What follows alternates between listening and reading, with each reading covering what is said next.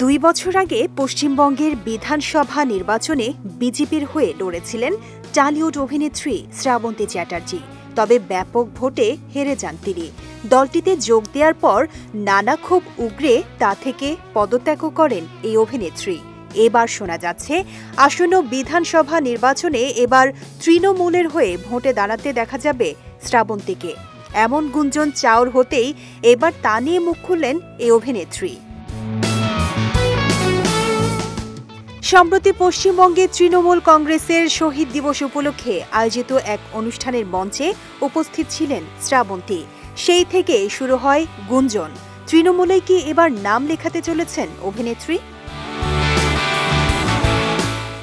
এই বিষয়ে ভারতীয় একটি গণমাধ্যমকে দেয়া সাক্ষাৎকারে শ্রাবন্তী বলেন, এখনই কিছু বলা সম্ভব নয়, তবে সেই সময় যদি তৃণমূল কংগ্রেস ও মুখ্যমন্ত্রী মমতা বন্দ্যোপাধ্যায় আমাকে যোগ্য মনে করেন তাহলে আমি দলের সঙ্গে আলোচনা করেই সিদ্ধান্ত নেব।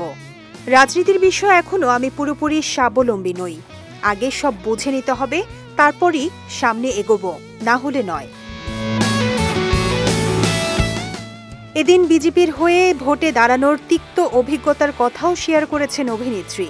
সেই প্রসঙ্গ টেনে শ্রাবন্তী বলেন, আগে হুট করে সিদ্ধান্ত নিয়েছিলাম, ভেবেছিলাম জিতে যাব, কিন্তু তেমনটা হয়নি। তবে শুধু হেরে গেছি বলেই বিজেপি ছেড়ে দেইনি। অভিজ্ঞতা ভালো না থাকায় আমি নিজেই সরে এসেছি।